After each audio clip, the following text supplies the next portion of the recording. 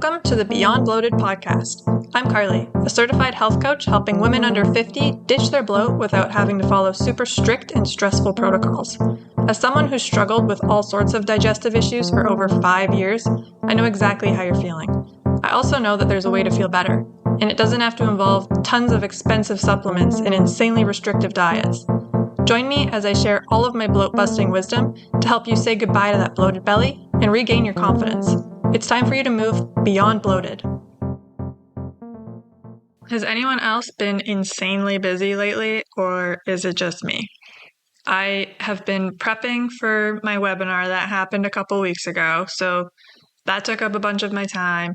And then from the webinar, I moved directly into promoting my spring challenge that's happening May 13th. So I had to get all the materials ready for that. Then at the same time, my fastball league started. So I had a 4-game tournament on the weekend in April, and then we directly moved into the season. So now I play every Monday and Wednesday night. And on top of that, I'm turning 30 tomorrow. So I had planned a birthday party for myself in Kelowna. So me and some friends are going to Kelowna for a Thursday to Sunday. And I planned all the activities and made sure everybody was organized and things like that. So all these things, of course, are happening at the same time because that's just the way life goes. So in between working and getting my challenge for spring ready, playing my fastball games twice a week, planning my birthday party, I have to eat.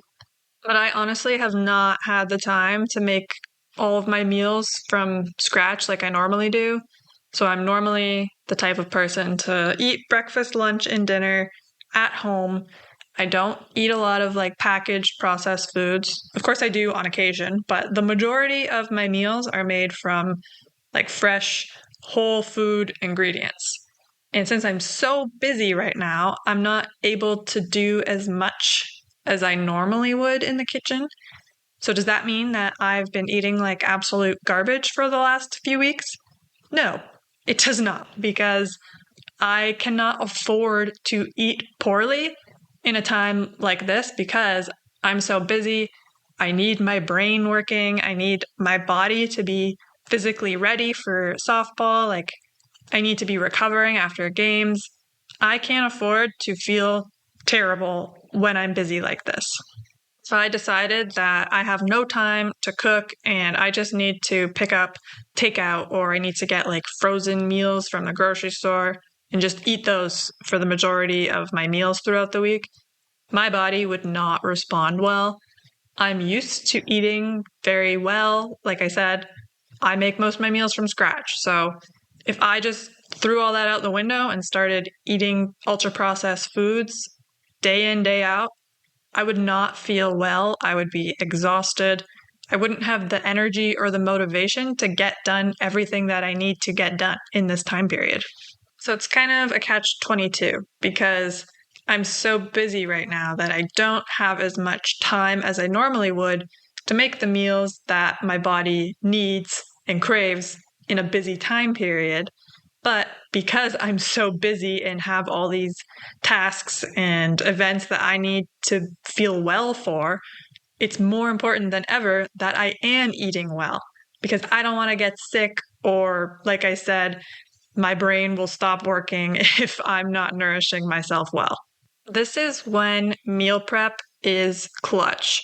So I'm not talking about super fancy meal prep where, if you've seen the videos online with the people who prep their entire week's meals in super fancy special containers, they have them in the fridge and they're special compartments with fancy labels and it looks very nice and appealing.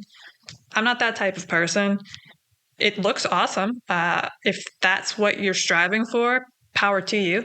But I just know that I'm not going to be able to do that.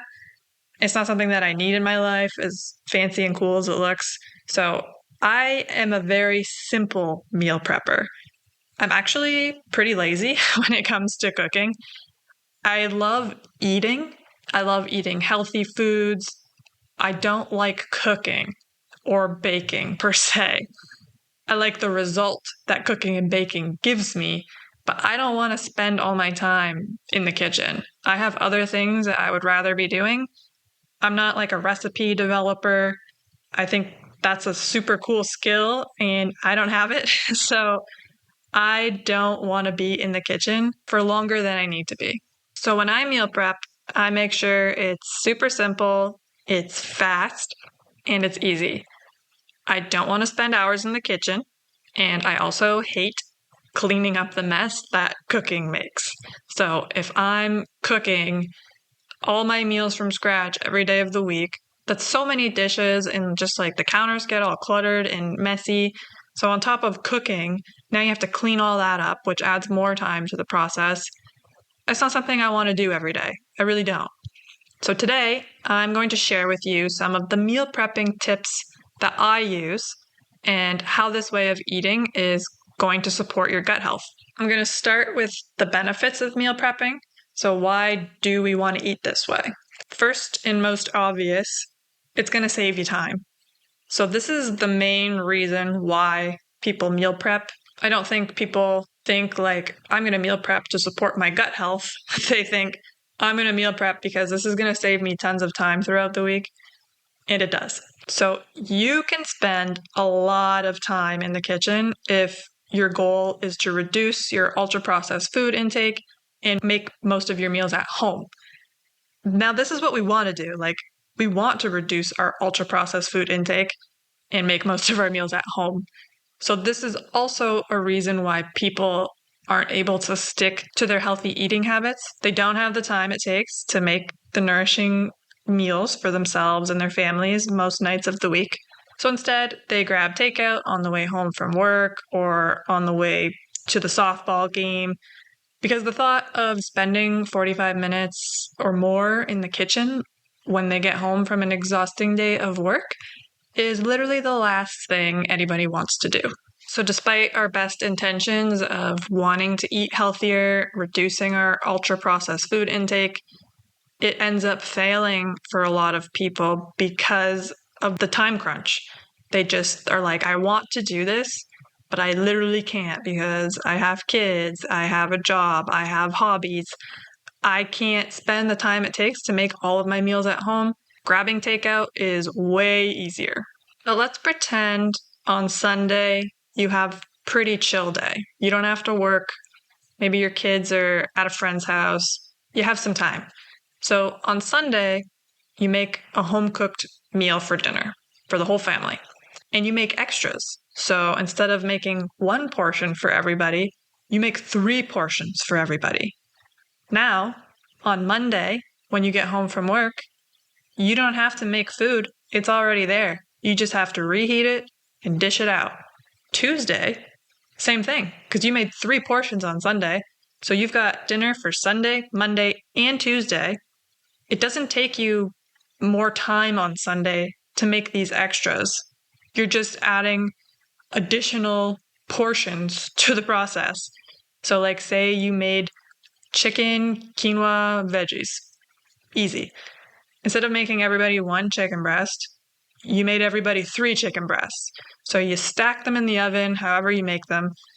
It's not really taking more time for you to do that, but you're definitely saving time later in the week when you don't have to make those meals again. Meal prepping is not only going to save you time, but it's also going to help improve your digestion and your overall gut health. And there are several reasons why this is, and I'm going to break it down for you. Number 1, the consistency and control that meal prepping gives you allows you to plan ahead and prepare your meals in advance. So you're thinking ahead of time, what do I want to eat Sunday, Monday, Tuesday for dinner? So now you're ensuring that you have access to a nutritious and balanced meal for 3 nights of the week. And you're also consistently eating at like a same time, because sometimes I know in myself, like lunchtime hits, I don't have anything prepared. I'm like, it's going to take me 30 minutes to make lunch. I don't have 30 minutes right now. I'll do it later. So I keep pushing off when I'm going to make the lunch because I don't have the time to do it at that moment. Whereas if I could just reheat something, then I would eat it at that moment because I'm like, oh, it'll take me 5 minutes. I'll eat it and then I'll get back to whatever I was working on. So you're pushing off your lunchtime. So you're no longer eating at a consistent schedule, which our bodies really like it when we eat at consistent times. If you eat breakfast, lunch, dinner, and if you have a snack throughout the day around the same time every single day, this helps regulate our hunger hormones, which control our appetite and like how long we stay full for. So eating meals at regular intervals signals our body when to expect food. So our body knows like she eats breakfast 7 a.m., then she eats lunch at noon, dinner at 6, maybe there's a snack in there at 3. This consistency is going to reduce the likelihood of overeating or snacking excessively in between meals. So if that's something that you struggle with, I'd highly recommend you try to stick to a consistent meal and snack schedule. We're also going to be avoiding erratic or unhealthy food choices by planning our meals in advance. So the control and consistency of knowing that we're going to be eating what we made on Sunday for Monday and Tuesday prevents us from panicking Tuesday night and being like, oh my God, I didn't take anything out for dinner. We don't have anything to eat. I'm tired. I don't want to cook. I'm going to hit up Taco Bell and bring that home for the family. Which moves me into the second benefit, which is balanced nutrition. So by meal prepping, you have the opportunity to incorporate lots of different nutrient-dense foods into your meals. So plenty of fruits, vegetables, whole grains, lean proteins, and healthy fats. These are all really good for our gut health. A well-balanced diet supports the growth of our beneficial gut bacteria. So we're feeding our good gut bugs, we're diversifying our microbiome, and this is going to help improve digestion. If you're someone who tends to buy the same fruits and vegetables every week, or you kind of rotate the same 2-3 meals every week, meal prepping could be a great way for you to branch out because you can think in advance like, okay, what's something that I can make Sunday night that I can eat Monday, Tuesday? You can go online and look up recipes, find things that reheat well, or if you're trying to find something that kids like, you can look that up. Basically, you can just start to expand your palate, and this is going to help diversify our microbiome because if we're eating the same 4 fruits and vegetables every single day, that's fine. We're not hurting ourselves. But if we expand that to be more like we're eating 10 different fruits and vegetables every week, and then the next week, maybe we switch a few of them out for different ones that we want to try, or we want to experiment with a new recipe and it includes something that we don't really cook with, but we're going to try it. This is a great way to diversify your microbiome, and that's going to improve digestion even further. The third benefit, which I've touched on a little already, is the reduction of ultra-processed food intake. So, of course, by meal prepping, we're minimizing the consumption of takeout and like snacks from the grocery store that come in a box or come from the freezer. Basically, just processed convenience foods that are high in unhealthy fats, sugars, and other additives that are not so good for our guts. These foods disrupt the gut microbiome and contribute to digestive issues like bloating, gas, constipation, that uncomfy feeling that you get after eating. Likely you get that feeling after eating foods that come in a package or come from a fast food restaurant. A couple weeks ago, I did an episode all about the impact of additives and preservatives that are in tons of our packaged foods. So if you haven't listened to that episode yet, I recommend you check it out.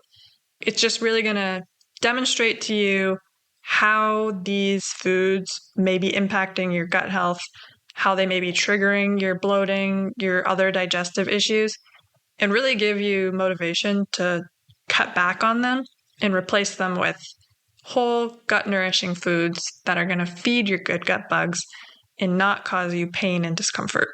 The next great thing about meal prepping is that it's going to help increase your fiber intake. Approximately 95% of Americans are not eating enough fiber. So that is a problem when it comes to our gut health for sure, because foods like fruits, vegetables, legumes, whole grains, these are all rich in fiber. And the fiber is essential for promoting regular bowel movements and supporting a healthy digestive system. The fiber also serves as a prebiotic, which provides the nourishment and food for our good gut bugs. So by not eating enough fiber, we're not feeding the good bacteria in our gut, so they can start to die off. And then that's when imbalances in the microbiome can occur. That's called dysbiosis.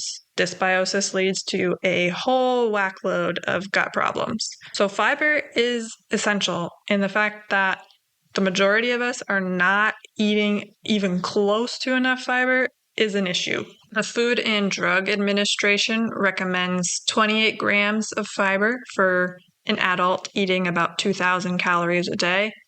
And the average American is getting around 16 grams of fiber. So really not close. And by meal prepping, we're eating more whole foods like fruits, vegetables, whole grains that are filled with fiber, and less of the processed stuff, because takeout packaged foods pretty much have zero fiber in them. Like if you look at any of your packaged food labels, unless you're buying health products, of course, the fiber is very minimal. So if that is the majority of our diet, it's no wonder that we're not getting enough fiber. And the standard American diet is filled with ultra-processed foods. Like that is the norm, unfortunately. So it totally makes sense why we're not getting enough fiber, but we need to improve that if we want to improve our gut health. The fifth benefit of meal prepping is portion control. So, of course, when you meal prep, you're kind of portioning out how much you need for the next 3 days or however many days you're planning in advance. So that's going to help prevent you from overeating, and that's going to promote optimal digestion. When we overeat, we can put a lot of strain on the digestive system, which will lead to discomfort and bloating and gas and all the things. Whereas if we're eating portion-controlled meals, this is going to support a lot more efficient digestion. On the flip side of that, we need to make sure that we're eating enough. So when you're meal prepping, you're making things in advance. So you need to kind of estimate, and it's probably better to overestimate than to underestimate, because you could have extra leftovers, but you don't want to not have enough food. So if you're meal prepping and you're noticing like, I'm still kind of hungry after I'm eating my leftovers, then you need to make more. Meal prepping is not meant to like restrict, and it's not a diet thing. It's to save time, to help you eat better, but we're not trying to starve ourselves. Like we need to be making sure we are eating enough so that we feel satisfied after eating. We don't want to still feel hungry, and we don't want to feel stuffed. We want that happy medium of I'm feeling satisfied and energized after my meal. The last benefit of meal prepping that I'm going to talk about today is the reduction of stress. So planning and prepping meals in advance is going to take so much off of your plate. That's a good pun, actually. The stress associated with making like last minute food decisions and being like, oh my God, I didn't take anything out. What is my family going to eat? I'm just going to have to pick something up. But now you're stressed about that because you're trying to eat better and you're like, oh, I don't want to give this to my family. Like we're trying to improve our eating habits.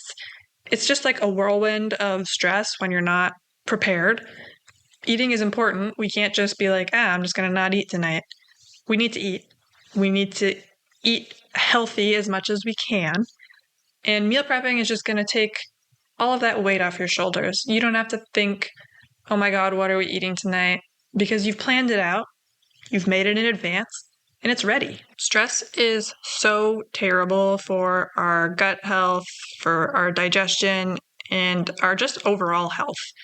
People underestimate how much stress impacts their symptoms. I actually have a client who was so chronically stressed. She was having so many gut issues, and we've been working on improving her stress levels, so working on stress management. And she told me recently that she's been meditating, like she's kind of resolved some of the things that were causing her mega stress in her life, and her bowels have improved significantly. And that is the only thing we have done so far. So please do not underestimate the power of stress when it comes to digestive issues. When we are chronically stressed, our bodies cannot digest a single thing. We are in fight or flight mode, and no matter what you're sending down there, your body is not prepared for the digestion process, and you're going to have some sort of symptom that you don't want. Okay, so now we know why we should be meal prepping. We know it's going to save us time and it's going to help our gut health out a ton. Now we're going to learn how to meal prep, and we're going to do it in a super simple, easy, fast way because we're all busy. We're all busy, powerful women, and we don't have time to be in the kitchen all day, night long. So what you're going to do is start by planning out your meals. And this is super important. Pick meals that you enjoy. Do not pick something that you think you should be eating or you think is healthy, but you don't really like it or you don't want it. Pick something that you're excited about. There are ways to make even our favorite, most unhealthy meal a better version of what it was. I used to eat so much processed, trashy food, and I still like those foods, but I now like the healthier versions. Like, I make my own pizza. I'll still eat burgers. Like, I still eat the things that I loved back when I was unhealthy, but I've just transformed them into a healthier version that nourishes my gut, but I'm still super excited to eat it, and I still want to make it. You want to try to make sure these meals are something that can be made in advance, something that reheats well. Maybe it can be frozen. I feel like most things can be frozen. So if you're making like a lot of something, we don't want to leave that in the fridge for too long because it's going to go bad. So instead, what you can do is put it in the freezer and then maybe pull it out next week and let it, de-thaw in the fridge, and then you can eat it. So we're picking meals that we enjoy, we're excited about. They have good, healthy, gut-loving ingredients, can be made in advance, or at least a large portion of it can be made in advance. Like if you need to add the sauce and some lettuce to it, that's fine. But as long as the time-consuming part of it can be made in advance, that's a great option. Something that's easy to reheat, and if you want to make like a lot, it can be frozen. I recommend doing this before you go grocery shopping for the week, so that way you can make your grocery list. So based off of the meals that you're going to make for the week, decide what ingredients do you already have, what do you need, write it out, and stick to your list when you go to the grocery store. So this is going to prevent impulse buys and also food waste, because if you're purchasing like just a bunch of fruits and vegetables randomly, you're probably going to have too many, and if you don't have a plan for what you're going to do with those fruits and vegetables, it's really easy to just forget about them or keep putting it off, being like, oh, I'll figure out how I'm going to use those tomorrow. I've been there. And then they go bad. And then you're like, shit, I just wasted all this money and I had good intentions, but I didn't have a plan. So plan out what you're going to eat and make a list before you go to the grocery store, and try to stick to that list as best as you can to prevent food waste and impulse buying unhealthy things that you don't really need or want. Then you want to look at your schedule and pick days and times that you can spend an hour or two prepping for the next few days or for the entire week if that's what you'd prefer to do. So I personally don't prep for the entire week, but I also don't have children, right? Like I'm cooking for myself. And I know like on Sundays, I can make meals for Monday, Tuesday, Wednesday. And then I know Thursday, like I don't have softball or anything going on. So I can make meals for Thursday and for Friday that day. But your schedule might be way different than mine. And I guarantee you that it is. So maybe you only have one day a week where you have 3 hours and you're like, yeah, I know every Sunday I have this 3-hour time block to myself. That's when I'm going to get shit done. Or maybe you're like, I don't want to do it all at once. I'd like to space it out. But my Mondays and my Tuesdays are really crazy busy. So I'm going to do Sunday night for Monday and Tuesday.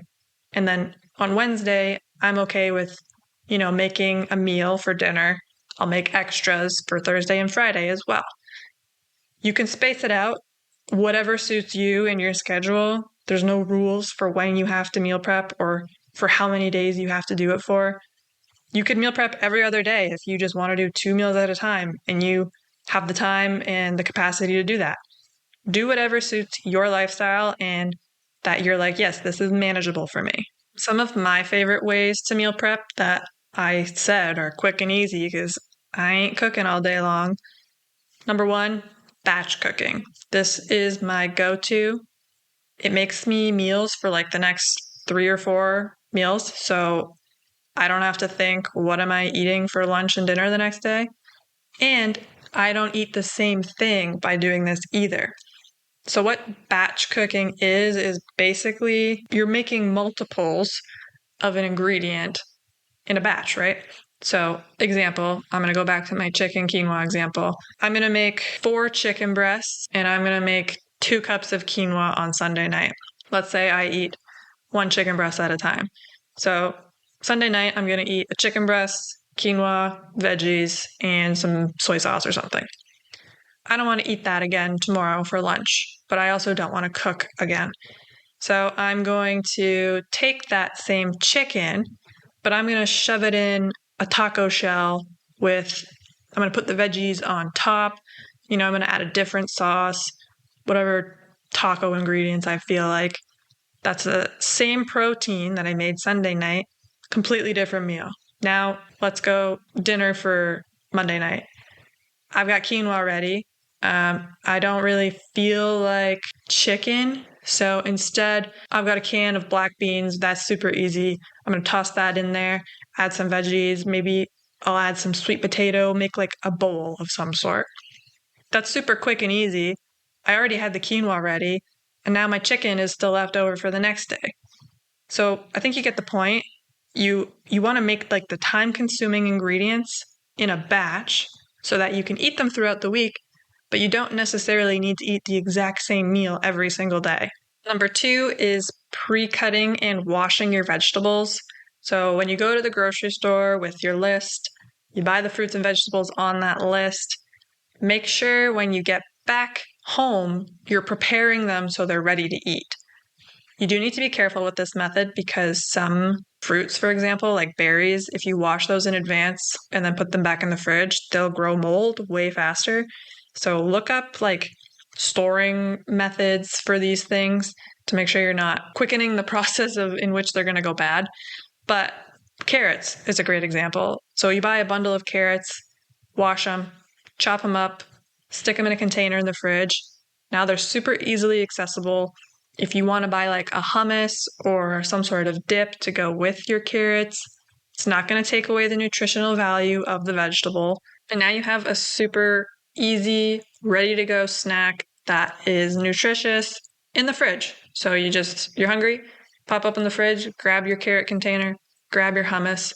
There's a great snack, and it didn't take you any time to make it. My 3rd tip is another classic for me. Making breakfast in advance is like a huge lifesaver. Breakfast is super important. They say most important meal of the day, and they're not wrong. We need to be eating breakfast, and we need to be doing so in a timely fashion. So within like an hour of waking up, you should be eating your breakfast. And if you're not because you're like, I'm busy, I don't have time to make breakfast within an hour, make your breakfast ahead of time. It is a game changer. Oats are great for like overnight oats or baked oats. Those are two of my go-tos. For overnight oats, you literally make it the night before. So you put your ingredients in a mason jar or a glass container, put it in the fridge. The next morning, it's ready. All you have to do is add any toppings you'd like. You can make multiple at a time. So if you want to eat overnight oats for 4 nights, do it. One night, you make 4 batches of it, put them all in the fridge, ready to go. Baked oats, similar. You're going to make like a big batch of baked oats in the oven, slice it into however many sections you want, store it in the fridge. It reheats really well. And same thing, you just take it out, reheat it, add your toppings, boom, breakfast is ready. If you want to get your toes wet and start to learn how to meal prep, I have a challenge coming up called the Spring into Gut Health 7-Day Challenge to Ease Bloating, happening from May 13th to 19th, which is a Monday to a Sunday. In this challenge, we're going to follow a 7-day meal plan to improve digestion, reduce bloat, increase our energy levels, and overall just feel better. This is going to happen because we're replacing our ultra-processed food intake and takeout, things like that, with whole gut-nourishing meals that are based on spring produce. So if you listened to last week's episode, I talked all about the benefits of eating seasonally. So check that episode out if you haven't heard it yet. Everyone participating in the challenge is going to receive a plant-based meal plan and an omnivore meal plan. You're definitely able to like mix and match the meal plans if you prefer the plant-based breakfasts over the omnivore meal plan, but you are an omnivore. There are no strict rules on this challenge. The point is to just eat seasonally, reduce our ultra-processed food intake for 7 days to really reap the benefits of how eating this way can make us feel. Where does meal planning come into this? So the meal plans that you're going to get are not like make every single meal from scratch every day of the week. They include breakfast, lunch, dinner, and snacks, and it's laid out so that you don't have to make every meal from scratch. So for example, breakfast, it might have you make overnight oats for Monday and Tuesday, so that way you have 2 breakfasts done at once. You might make a dinner, and then you'll eat that same dinner for lunch the following 2 days. It's laid out in a way that you're practicing your meal prepping skills, as well as learning how to eat more whole foods. The benefit is that these meals are in season, so you're also reaping the benefits of seasonal produce on top of just regular whole foods. Included in the challenge are tons of different spring-inspired recipes. You're also going to get a convenient grocery list for each meal plan, so you don't have to work out what groceries you need for the week for either plan. It's handed to you. You're also going to get accountability emails from me every day of the 7-day challenge to make sure you're staying on track and you're really getting your maximum benefits from the challenge. These emails are replyable, so you can send me an email back and I read them all and I can help you, like if you're struggling with meal prepping or you want to replace an ingredient because you don't like it, you're allergic, whatever the reason is. I'm more than happy to help you sort out your meal plan to make sure it's something that you're excited about and you actually want to eat.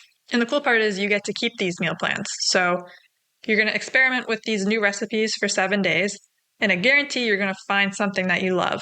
So you're going to find a new recipe or several that are now going to become a part of your weekly routine. So these might be like breakfasts or snacks, dinners that you love, and now you're going to start eating these weekly, and that's going to help you increase your homemade meals because you found something that you love and you're looking forward to making for you and your family. You can register for the challenge at my website, beyondbloated.com/challenge. That's where you'll find all the information about the challenge as well. So if you're looking for more details, head there, check it out. That's also where you can register. Again, the challenge is starting on May 13th, so make sure you are registered before then. This challenge is really going to be a great way for you to start learning how to meal prep, learning how to eat more whole, gut-nourishing meals at home, reducing your ultra-processed food intake, and in turn, it's going to improve your gut health significantly. The skills you learn in this challenge are things that you can take with you well beyond the challenge so that you keep experiencing more and more improvements in your gut health. Your good gut bugs love fruits, veggies, whole grains, lean proteins, all that stuff we talked about. So sign up for the challenge, get a meal plan filled with all of the good, delicious foods that your microbiome is going to thrive on. And I'm going to be there with you every step of the way, so you're not going to be alone. I can't wait to support you on this journey, and I will see you on May 13th. Thank you for listening to the Beyond Bloated podcast. If you enjoyed today's episode, please take a moment to subscribe and leave a review. And don't forget to share this podcast with your fellow gut goddesses. If you'd like to chat about today's episode, send me a DM on Instagram at beyond.bloated. Until next time, bye!